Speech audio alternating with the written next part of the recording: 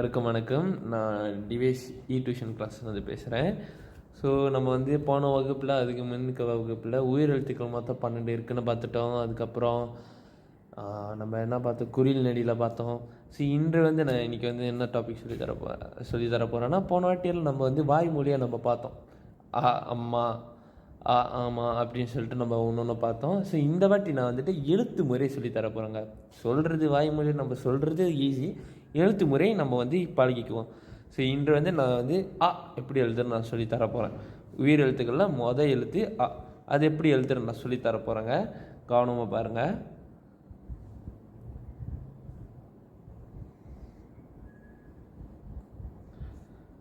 இவ்வளோதாங்க.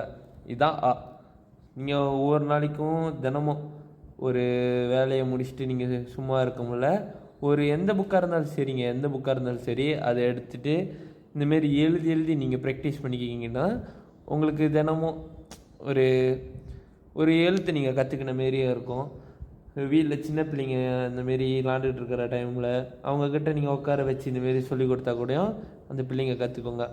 அவங்க ஃப்யூச்சர் இன்னும் கொஞ்சம் ஈஸியாக இருக்கும்ல. ஸோ நீங்கள் இதே தாங்க, இப்படி சுழிச்சிட்டு நம்மளுக்கு இப்படி வரைச்சிட்டிங்கன்னா இதாங்க நீங்கள் இப்போ நான் இன்னொரு வாட்டி நான் உங்களுக்கு காட்டுறேன் பொறுமையாக. இப்படி சுழிச்சு சுற்றி இப்படி எடுத்தால் இவ்வளோதாங்க.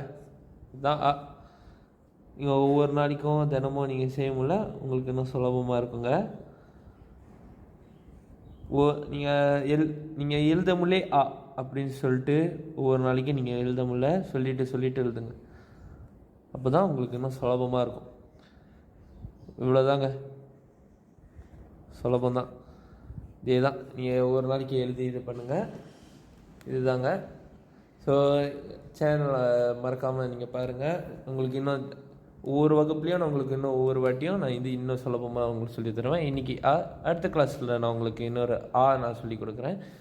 இதே தாங்க. நீங்கள் சேனலை ஃபாலோ பண்ணுங்கள். நன்றி, வணக்கம்.